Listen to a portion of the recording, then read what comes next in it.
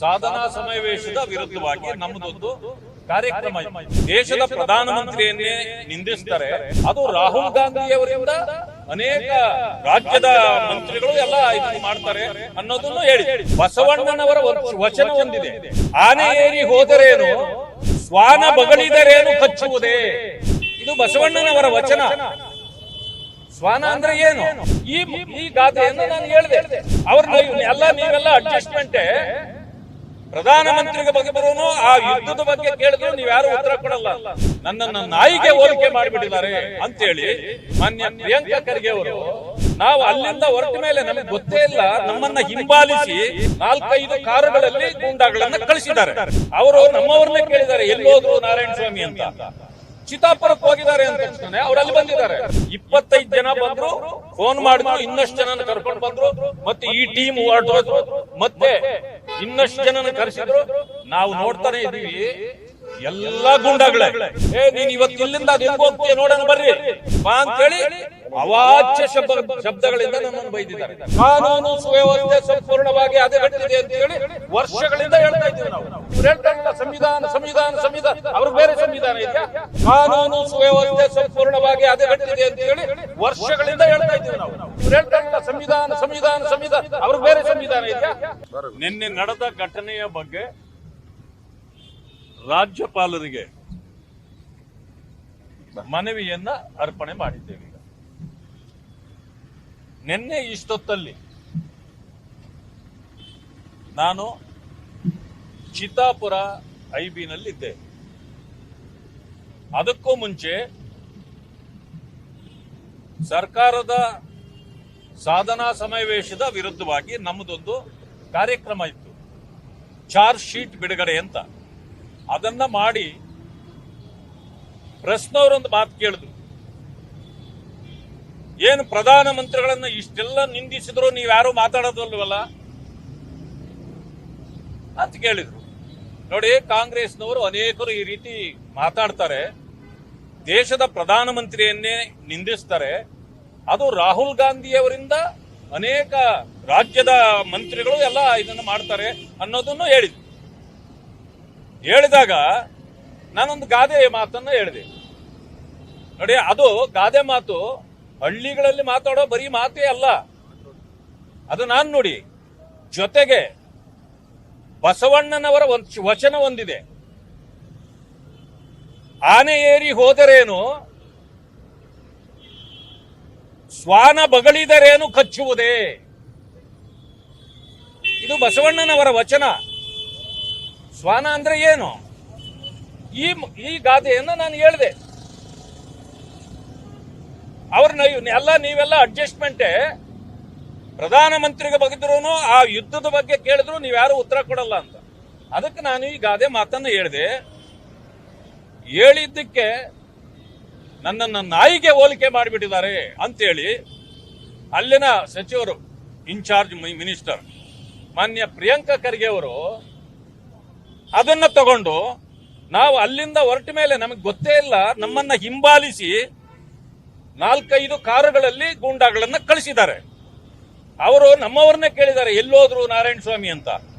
ಚಿತ್ತಾಪುರಕ್ಕೆ ಹೋಗಿದ್ದಾರೆ ಅಂದ ತಕ್ಷಣ ಅವರಲ್ಲಿ ಬಂದಿದ್ದಾರೆ. ನಮಗ್ ಗೊತ್ತಿಲ್ಲ. ನಮಗೆ 5 ಗಂಟೆಗೆ, ನಾವು 3 ಗಂಟೆಗೆ ಹೋಗ್ಬಿಟ್ವಿ. 4:15-5 ಗಂಟೆಗೆ ನಮ್ಮದೊಂದು ಸಮಾರಂಭ ಇತ್ತು. ನಾನು ಅದರಲ್ಲಿ ಭಾಗಿಯಾಗಬೇಕಾಗಿತ್ತು. ಬೇಗ ಬಂದಿದ್ದೀವಲ್ಲ ಅಂತೇಳಿ ಐಬಿನಲ್ಲಿ ಹೋಗಿ ಫ್ರೆಶ್ ಅಪ್ ಆಗಿ ಹೋಗೋಣ ಅನ್ನೋ ಕಾರಣಕ್ಕೆ ನಾವು ಅಲ್ಲಿ ಹೋಗಿದ್ದು. ಹೋಗಿ ನೋಡ್ತೇವೆ, ಪೊಲೀಸ್ನವರಿಗೆ ಮೆಸೇಜ್ ಬಂದಿದೆ. ಅವ್ರೇನ್ ಮಾಡಿದ್ದಾರೆ, ಗೇಟ್ ಹಾಕಿ ಈ ಕಡೆ ನಿಂತ್ಕೊಂಡಿದ್ದಾರೆ. ಆ ಕಡೆ ಒಂದು 25 ಜನ ಬಂದಿದ್ದಾರೆ. 25 ಜನ ಬಂದ್ರು, ಫೋನ್ ಮಾಡಿದ್ರು, ಇನ್ನಷ್ಟು ಜನ ಕರ್ಕೊಂಡು ಬಂದ್ರು, ಮತ್ತೆ ಈ ಟೀಮ್ ಹೊರಟೋದ್ರು, ಮತ್ತೆ ಇನ್ನಷ್ಟು ಜನ ಕರೆಸಿದ್ರು. ನಾವು ನೋಡ್ತಾನೆ ಇದೀವಿ, ಎಲ್ಲಾ ಗುಂಡಾಗಳೇ ಕುಡಿದು ಪೂರ್ತಿ ಕಂಠ ಪೂರ್ತಿ ಕುಡಿದು ಬಂದಿದ್ದಾರೆ. ಮೊಟ್ಟೆಗಳು ತಂದಿದ್ದಾರೆ, ಇಂಕ್ ಬಾಟಲ್ಗಳು ತಂದಿದ್ದಾರೆ, ಕಲ್ಲುಗಳು ಜೋಡಿಸಿ ಇಟ್ಕೊಂಡಿದ್ದಾರೆ. ನೀನ್ ಇವತ್ತು ಇಲ್ಲಿಂದ ಅದು ಹೆಂಗ್ ಹೋಗ್ತೀಯ ನೋಡೋಣ ಬರ್ರಿ ಬಾ ಅಂತೇಳಿ ಅವಾಚ್ಯ ಶಬ್ದಗಳಿಂದ ನಮ್ಮನ್ನು ಬೈದಿದ್ದಾರೆ. ಪೊಲೀಸ್ನವರು ಬಂದು, ಸರ್ ದಯವಿಟ್ಟು ಸಹಕರಿಸಿ ಸರ್. ಏನು ಸಹಕರಿಸಬೇಕು? ಅವ್ರು ಬೈಯೋದನ್ನು ಕೇಳ್ಕೊಂಡು ಸಹಕರಿಸಬೇಕು. ಅವ್ರು ಇಂಕ್ ಹಾಕಿದ್ರೆ ಹಾಕ್ಸ್ಕೊಂಡು ಸಹಕರಿಸ್ಬೇಕು, ಅವ್ರು ಮೊಟ್ಟೆ ಹೊಡೆದ್ರೆ ಒಡಿಸ್ಕೊಂಡು ಸಹಕರಿಸ್ಬೇಕು. ಇದಾ ಪೊಲೀಸ್ನವ್ರದ್ದು? ಅಲ್ಲಿ ಬಂದಿರೋ 25-30 ಜನನ ಅವ್ರು ಅಲ್ಲಿಂದ ದೂಡ್ಲಿಕ್ಕಾಗಿಲ್ಲ. 100 ಜನಕ್ಕೂ ಹೆಚ್ಚು ಪೊಲೀಸರು ಇದ್ದಾರೆ. ನಮ್ಮ ಸಭೆ ಅಲ್ಲಿ ಮುಗ್ದೇ ಹೋಯ್ತು, ನನ್ನನ್ನ ಹೊರಗಡೆ ಬಿಡ್ಲಿಲ್ಲ. ಸರ್ ಹೋದ್ರೆ ಪ್ರಾಬ್ಲಮ್ ಆಗತ್ತೆ. ಏನ್ ಪ್ರಾಬ್ಲಮ್ ಆಗತ್ತೆ? ಮತ್ತೆ ನೀವೇನಿಕ್ಕಿದ್ದೀರಿ ಅಂತೆಲ್ಲ ನಾನು ಕೇಳಿದೆ. ಅದಾದ್ಮೇಲೆ ಹೋಮ್ ಮಿನಿಸ್ಟರ್ಗೆ ಮಾತಾಡಿದ್ದೀನಿ, ADGPಗೆ ಮಾತಾಡಿದ್ದೀನಿ, SP ಗೆ ಮಾತಾಡಿದ್ದೀನಿ. ಅಡಿಷನಲ್ SP ಬಂದು ಅಲ್ಲೇ ನಿಂತಿದ್ದಾರೆ, ಸರ್ಕಲ್ ಇನ್ಸ್ಪೆಕ್ಟರ್ ಅಲ್ಲೇ ಇದ್ದಾರೆ, DYSP ಇದ್ದಾರೆ, ಇನ್ಸ್ಪೆಕ್ಟರ್ 4-5 ಜನ ಇದ್ದಾರೆ, ಬೇಕಾದಷ್ಟು ಜನ ಇದ್ದಾರೆ. ಆದ್ರೆ ನಮ್ಮನ್ನು ಹೊರಗಡೆ ಕಳ್ಸಕ್ ರೆಡಿ ಇಲ್ಲ ಅವರು. ಭವಿಷ್ಯ ಅವರಿಗಿಂತ ಇವರೇ ನಮ್ಮನ್ನು ಬಂಧನದಲ್ಲಿಟ್ಟಿದ್ದಾರೆ ಅಲ್ಲಿ. ಈ ರೀತಿ ಮಾಡಿ ನಮಗೆ ಹಿಂಸೆ ಕೊಟ್ಟು ಕೊನೆಯಲ್ಲಿ ನೀವು ಕೊಡ್ಲಿಲ್ಲ ಅಂತಂದ್ರೆ ನಾನು ಹೋಗ್ತೇನೆ. ಮಾನ್ಯ ಪ್ರಧಾನಮಂತ್ರಿಗಳನ್ನ ರೇಗಿಸಿದ್ದಕ್ಕೆ ನಾವು ಈ ಮಾತನ್ನ ಗಾದೆ ಮಾತನ್ನ ಹೇಳಿದ್ದು. ನಾನೊಂದು ನಿಮಗೆ ನಿದರ್ಶನ ಹೇಳ್ತೇನೆ, ನಿಮಗೆಲ್ರಿಗೂ ಗೊತ್ತಿರೋದೆ, ನೀವು ಟಿವಿಗಳಲ್ಲಿ ಬಂದಿದೆ. ಈ ದೇಶದ ಪ್ರಧಾನಮಂತ್ರಿಯನ್ನ ವಿಷ ಸರ್ಪಕ್ಕೆ ಹೋಲಿಸಿದವರು ಯಾರು? ಮಾನ್ಯ ಮಲ್ಲಿಕಾರ್ಜುನ್ ಖರ್ಗೆ ಅವರು. ಇವತ್ತಿಗೂ ಕೂಡ ದಾಖಲೆ ಇದೆ ಅದಕ್ಕೆ, ವಿಷ ಸರ್ಪಕ್ಕೆ. ಈಗ ಇದೇ ನಮ್ಮ ಪ್ರಿಯಾಂಕಾ ಖರ್ಗೆ ಅವರು ಮಾತಿಗೆ RSS ಚಡ್ಡಿ ಬರೋನು ಅಂತ ಹೇಳ್ತಾರೆ. ಇದು ನಮಗ ಅವಮಾನ ಅಲ್ವಾ? ಇದೆಲ್ಲ ನೀವು ಮಾಡಬಹುದು. ನಾವೊಂದು ಗಾದೆ ಹೇಳಿದ್ರೆ ನಿಮಗೆ ಚುಚ್ಚುತ್ತದ? ಇಷ್ಟೆಲ್ಲ ಮಾಡಿ ಇವತ್ತು ತಿರುಗಿ ಹೇಳ್ತಾರೆ ಬೆಳಗ್ಗೆ ಅವರು. ಹೌದು, ನಮ್ಮನ್ನ ನಾಯಿಗೆ ಹೋಲಿಸಿದ್ರೆ ನಾವಿವ್ರಿಗೇನು ಪದ್ಮಭೂಷಣ ರೆಕಮೆಂಡ್ ಮಾಡಬೇಕಾಗಿತ್ತಾ? ನಮ್ಮ ಕಾನ್ಸ್ಟಿಟ್ಯೂನ್ಸಿಗೆ ಬಂದಾಗ ಇಷ್ಟೆಲ್ಲ ಮಾಡಿದಾಗ ನಾವು ಹಂಗೆ ಬಿಟ್ಟು ಕಳಿಸ್ಬೇಕಾ? ಅಂದ್ರೆ ಪ್ರಾಣ ತೆಗೆದು ಕಳಿಸ್ತಿದ್ರ?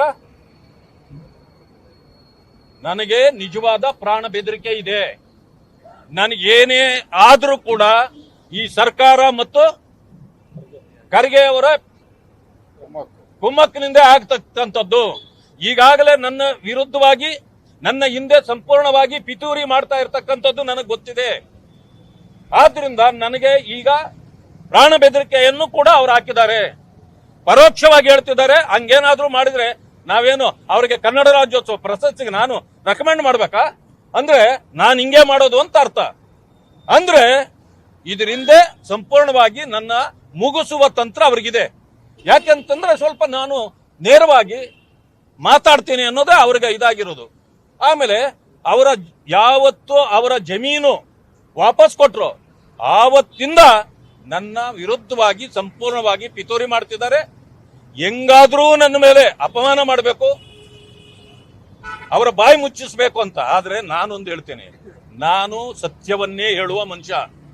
ನನಗೆ ನನ್ನ ಗಮನಕ್ಕೆ ಬಂದಿದ್ದು ಅದು ತಪ್ಪಿದ್ರೆ ನಾನು ವಿರೋಧ ಮಾಡೋನೆ, ಹೋರಾಟ ಮಾಡೋನೆ. ನಮ್ಮ ಪಕ್ಷದ ಮುಖಂಡರುಗಳೆಲ್ಲರನ್ನು ನಾನು ಗೌರವಿಸಿ ಅವರಿಗೆ ವಿಷಯ ತಿಳಿಸಿನೇ ಇವೆಲ್ಲ ಮಾಡೋದು ನಾನು. ಯಾಕಂತಂದ್ರೆ ನಮ್ಮದು ಸಂಘಟಿತ ಹೋರಾಟ ಇದೆ ನಮ್ಮ ಪಕ್ಷದ್ದು. ಇವತ್ತು ಅಷ್ಟು ನಾವು ಅದು ಆಗಿದ ತಕ್ಷಣ ನೋಡಿ ಎಲ್ಲರೂ ನಡೀರಿ ಗವರ್ನರ್ನ ಭೇಟಿ ಆಗೋಣ, ಅವ್ರಿಗೆ ತಿಳಿಸೋಣ ಅಂತ ಬಂದಿದ್ದೀವಿ.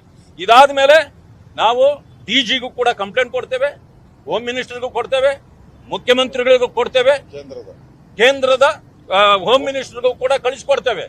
ಈ ಚಟುವಟಿಕೆಗಳನ್ನ ಅವರು ನೋಡ್ಲಿ. ಹೀಗಾಗಿ ನೀವು ಏನು ಬೇಕಾದ್ರೂ ಮಾತಾಡಬಹುದು, ಆದ್ರೆ ನಾವೊಂದು ಕಥೆನೂ ಹೇಳಂಗಿಲ್ಲ,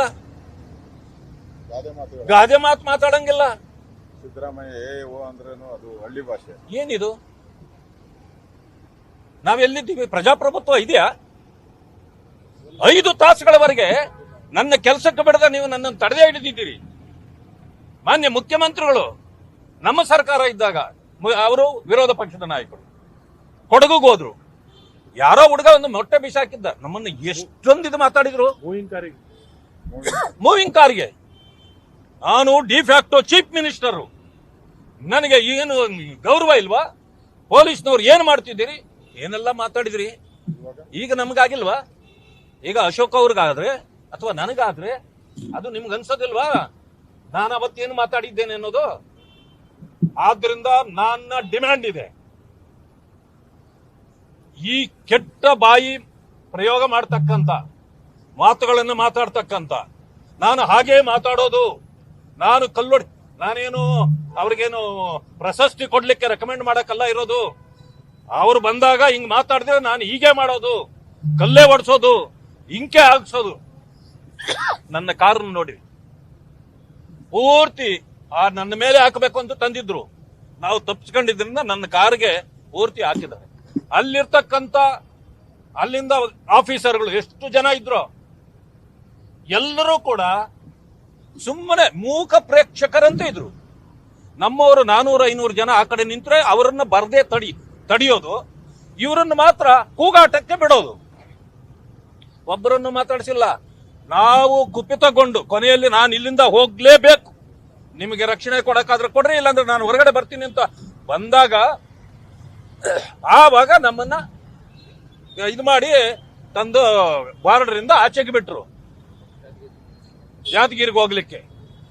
ಈ ರೀತಿ ನಮಗೆ ತೊಂದರೆ ಕೊಟ್ಟು ನಮಗೆ ನಮ್ಮ ಕೆಲಸಕ್ಕೆ ಅಡ್ಡಿಪಡಿಸಿ ನಮಗೆ ಮಾರಣಾಂತಿಕ ಹಲ್ಲೆ ಮಾಡ್ಲಿಕ್ಕೆಲ್ಲ ಪ್ರಯತ್ನ ಮಾಡಿ, ನನ್ನ ಮಾತ್ರ ಅಲ್ಲ, ಅಂಬಾರಾಯ್ ಅಷ್ಟಗಿ ಅಂತೇಳಿ ಮಾಜಿ ಜಿಲ್ಲಾ ಪರಿಷತ್ ಅಧ್ಯಕ್ಷರು, ನಮ್ಮ ಪಕ್ಷದ SC ಮೋರ್ಚಾದ ಮಾಜಿ ಉಪಾಧ್ಯಕ್ಷರು, ಅವರು ನಮ್ಮನ್ನು ನೋಡಕ್ ಬಂದ್ರೆ ಎಲ್ಲ ತಳ್ಳಾಡಿ ಅವ್ರಿಗೆ ಒಡೆದು ಬಟ್ಟೆ ಎಲ್ಲ ಹರಿದು ಕೊನೆಗೆ ಅವ್ರನ್ನೇ ತಗೊಂಡೋಗಿ ಒಂದ್ ಕಡೆ ಕೂಡಾಕಿ ರಾತ್ರಿ 3 ಗಂಟೆವರೆಗೆ ನಿಮ್ಮ ಮೇಲೆ ಕಂಪ್ಲೇಂಟ್ ಕೊಟ್ಟವ್ರೆ, ಯಾರೋ ನೀವು ಇಲ್ಲೇ ಕೊಡ್ತೀರಿ ಅಂತ. ಒದೆ ತಿಂದವರು ಅವರೇ, ಕಂಪ್ಲೇಂಟ್ ಅವ್ರ ಮೇಲೆ ಕೊಟ್ಟು 3 ಗಂಟೆವರೆಗೂ ಅಲ್ಲಿ ಕೂಡಾಕಿದ್ದಾರೆ. ಹೌದು, ಬರೀತೇವೆ. ಹೀಗೆ ನಮ್ಮ ಮೇಲೆ ಏನಾದ್ರೂ ಮಾಡಿ ಇವರನ್ನು ಮುಗಿಸ್ಬೇಕು ಅಂತ ಪ್ರಿಯಾಂಕಾ ಖರ್ಗೆ ಮತ್ತು ಅವರು ಎಲ್ಲ ತೀರ್ಮಾನ ಮಾಡ್ಕೊಂಡಿದ್ದಾರೆ. ಯಾಕೆಂದ್ರೆ ನಾನು ಭವಿಷ್ಯ ಅವರ ಸತ್ಯಗಳನ್ನ ಹೊರಗಡೆ ಹಾಕುವ ವಿಚಾರದಲ್ಲಿ ಅವ್ರಿಗೆ ನಾನು ಕಂಟಕವಾಗಿದ್ದೇನೆ ಅಂತ ಅವರಿಗೆ ಅನಿಸಿರಬಹುದು. ಆದ್ರಿಂದ ತಕ್ಷಣ ಮಾನ್ಯ ಮುಖ್ಯಮಂತ್ರಿಗಳು ಅವರನ್ನ ಕ್ಯಾಬಿನೆಟ್ ಇಂದ ಹೊರಗಡೆಗೆ ಹಾಕ್ಬೇಕು. ಅವರನ್ನ ಇಮ್ಮಿಡಿಯೇಟ್ಲಿ ಅವರನ್ನ ಹೊರಗಡೆಗೆ ಹಾಕ್ಬೇಕು. ಇಲ್ಲ ಅಂತಂದ್ರೆ ಅಲ್ಲಿ ಆಗ್ತಕ್ಕಂಥ ಎಲ್ಲಕ್ಕೂ ಕೂಡ ಮಾನ್ಯ ಮುಖ್ಯಮಂತ್ರಿಗಳೇ ಹೊಣೆಗಾರರಾಗ್ತಾರೆ, ಸರ್ಕಾರ ಹೊಣೆ ಆಗ್ತದೆ. ಮತ್ತೆ ನಮ್ಮ ಸೆಕ್ಯೂರಿಟಿಯನ್ನ ಹೆಚ್ಚಿಸಬೇಕು. ಯಾಕೆಂದ್ರೆ ನೀವು 10-15 ಜನರನ್ನೇ ಹೊರಗಡೆಗೆ ಹಾಕ್ಲಾರ್ದವ್ರು, 100 ಜನ 150 ಜನ ಪೊಲೀಸ್ನವ್ರು ಇದ್ಕೊಂಡು ನಮ್ಮ ಒಬ್ಬರು ಗನ್ಮ್ಯಾನ್ ನಮಗ್ ಕೊಟ್ರೆ ಅವ್ರು 50 ಜನ ಬಂದ್ರೆ ನಾವೇನ್ ಮಾಡ್ತಾರೆ ಪಾಪ ಒಬ್ಬ ಗನ್ಮ್ಯಾನ್. ಕಾನೂನು ಸುವ್ಯವಸ್ಥೆ ಸಂಪೂರ್ಣವಾಗಿ ಹದಗೆಟ್ಟಿದೆ ಅಂತ ಹೇಳಿ ವರ್ಷಗಳಿಂದ ಹೇಳ್ತಾ ಇದ್ದೀವಿ ನಾವು.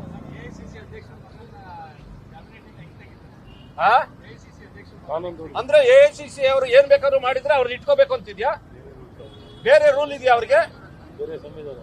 ಸಂವಿಧಾನ ಇವ್ರು ಹೇಳ್ತಾರಲ್ಲ, ಸಂವಿಧಾನ ಅವ್ರಿಗೆ ಬೇರೆ ಸಂವಿಧಾನ ಇದೆಯಾ? ದಯವಿಟ್ಟು ಇದನ್ನ ಸೀರಿಯಸ್ ಆಗಿ ಮಾನ್ಯ ಮುಖ್ಯಮಂತ್ರಿಗಳು ತಗೊಳ್ಬೇಕು, ಅವರನ್ನ ಕ್ಯಾಬಿನೆಟ್ ಇಂದ ಹೊರದೂಡಬೇಕು ಅಂತ ಹೇಳಿ ಮನವಿ ಮಾಡ್ತೇನೆ. ಹೆಚ್ಚಿನ ಸುದ್ದಿಗಳಿಗಾಗಿ ನಮ್ಮ ಚಾನೆಲ್ನ ಸಬ್ಸ್ಕ್ರೈಬ್ ಮಾಡಿ.